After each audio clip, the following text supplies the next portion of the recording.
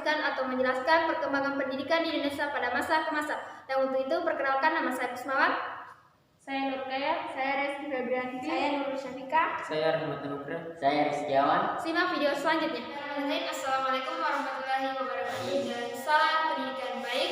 Untuk pada hari ini dan kesempatan kali ini, saya materi pertama akan menjelaskan materi mengenai perkembangan pendidikan di Indonesia pada masa ke masa.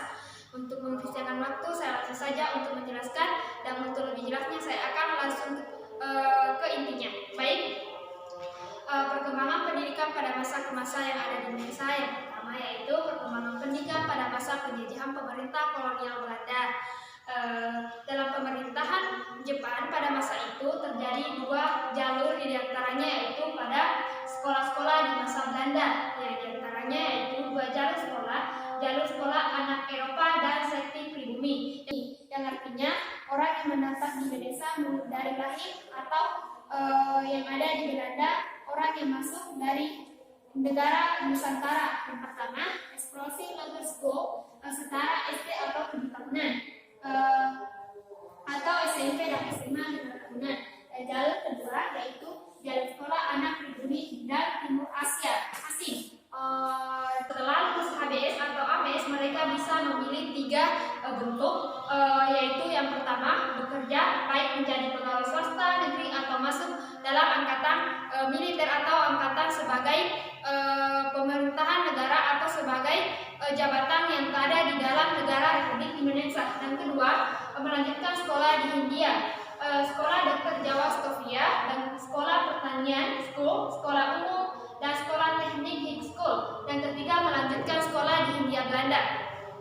Dalam masa perkembangan pendidikan di dalam masa pemerintahan kolonial Belanda terjadi 3 tahap, yang sudah saya jelaskan tadi sebelumnya. Itulah beberapa sekolah dan beberapa jalur yang dalam perkembangan pendidikan masa pemerintahan Belanda di Indonesia. Baik, kita lanjut untuk masa pendidikan di Indonesia pada yang terjadi, diantaranya yaitu ketersediaan anggaran, 2, jumlah dan kualitas buku, proses pembelajaran, kinerja dan kesejahteraan guru, ketersediaan aktivitas. Baik, kita lanjut lagi untuk pendidikan sama di kolonial pemerintahan Belanda. Yang diantaranya kita bisa memperhatikan beberapa faktor dan kolonial yang bisa kita patuhi, dan mengenai beberapa ekstrim atau perkembangan pada masa pemerintahan Belanda di Indonesia. Mungkin kita bisa pahami lebih jelasnya, mungkin kita bisa simak dalam bagan yang terpapar dalam gambar ini lebih jelas. Untuk lebih efektif dalam perkembangan pendidikan pada masa penjajahan Belanda, mungkin bisa kita simpulkan bahwa ada 2 faktor yang membuat pemerintahan Belanda yang membuat atau membentuk suatu produk atau kebijaksanaan di Indonesia, membuat faktor menjadi 2 jalur sekolah. Karena di Indonesia ada beberapa yang membedakan, di antaranya 1, anak Nusantara bisa sekolah harus memiliki faktor yaitu derajat atau jabatan atau memiliki kekayaan dan lain-lain dan sebagainya. Baik, itulah yang saya bisa jelaskan pada materi perkembangan pendidikan pada masa pemerintahan kolonial. Saya pemateri kedua, pendidikan pada masa Jepang.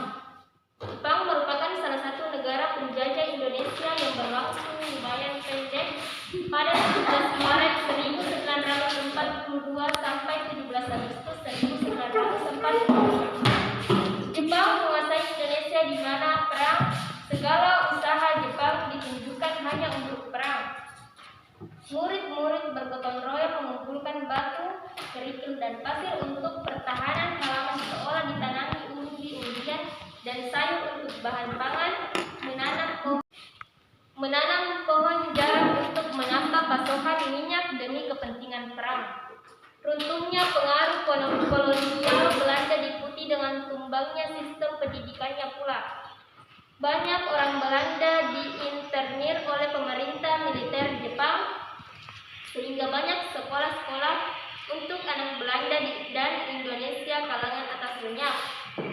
Hanya susunan sekolah untuk anak-anak Indonesia saja yang tertinggal. Sekolah rendah seperti sekolah desa 3 tahun, sekolah sambungan 2 tahun, ELS, HIS, HCS masing-masing 7 tahun. Sekolah 5 tahun dan mulai dihapus semua. Nanti pemateri ketiga akan menjelaskan tentang pendidikan pada masa Portugis. Indonesia mengalami perkembangan dari aspek ekonomi, yaitu perdagangan pada abad ke-16. Saat itu datanglah Portugis disusul dengan bangsa Spanyol datang ke Indonesia untuk berdagang dan menyebarkan agama Nasrani atau Katolik.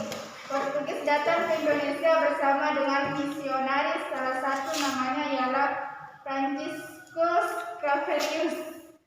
Dalam penyebaran agama Nasrani atau Katolik, menurut Franciscus Caverius sangat diperlukan untuk mendirikan sekolah-sekolah seminarium. Pada tahun 1536 telah berdiri sebuah seminarium di Ternate yang menjadi sekolah agama anak-anak orang terkemuka. Pelajaran yang diberikan di sekolah Nasrani Katolik ini ada beberapa di antaranya pelajaran agama, membaca, menulis, dan berhitung. Kabupaten Solo, Flores Timur juga mendirikan semacam seminari dan mempunyai kurang lebih 50 orang murid yang juga mengajarkan bahasa Latin. Pemateri keempat, Indonesia menjadi salah satu negara kepulauan terbesar di dunia. Indonesia memiliki lebih dari 17.000 pulau dan hanya sekitar 7.000 pulau yang berpenghuni. Secara astronomi terkait Indonesia adalah benua yaitu benua Asia dan Australia, serta dua samudra yaitu Samudra Hindia dan Pasifik. Indonesia terkenal dengan sumber daya alam yang melimpah ruah di setiap wilayahnya. Oleh sebab itu, pada masa Indonesia diincar oleh banyak bangsa barat hanya untuk menguasai gempa dan memperbudak mereka. Beberapa di antaranya yaitu Inggris, Belanda, Inggris, Jepang. Dari zaman sebelum merdeka hingga sekarang kita sudah mengenal tentang istilah pendidikan. Namun pendidikan di negara Indonesia pada zaman dahulu sangat buruk. Tidak semua rakyat Indonesia bisa menempuh jenjang pendidikan yang baik. Pemateri kelima, pendidikan masa kini di era milenial. Perkembangan teknologi informasi dan komunikasi membawa arus perubahan dalam bidang pendidikan, perdagangan hingga pemerintah. Kini di era globalisasi tidak bisa dipungkiri bahwa seiring perkembangannya teknologi yang berbasis digital application, sistem interaksi sosial dari masyarakat mulai tergerus. Teknologi yang semakin pesat mempermudah masyarakat dalam melakukan aktivitas. Perkembangan teknologi dan informasi masa kini menawarkan banyak kemudahan. Masyarakat diberikan fasilitas penunjang dalam kegiatan sehari-hari, sehingga memudahkan masyarakat dalam beraktivitas dengan mudahnya akses komunikasi. Hal tersebut menunjang dalam dunia pendidikan. Penerapan teknologi, komunikasi, dan informasi di dunia pendidikan menjadi satu hal yang diinginkan. Asalnya, kini setiap sekolah maupun aktivitas akademi lainnya telah menggunakan teknologi sebagai penunjang kegiatannya. Program pemateri ke-6, globalisasi telah merusak generasi masa kini. Globalisasi juga menyebabkan pergeseran dalam dunia pendidikan yang semula berselisih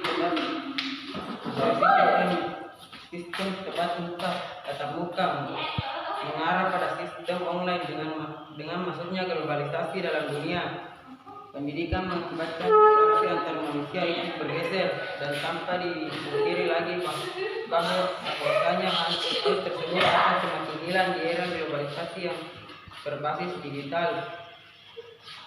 Dalam dunia pendidikan, hal ini akan membantu jalannya proses pembelajaran dan juga bisa mengingatkan hasil kinerja.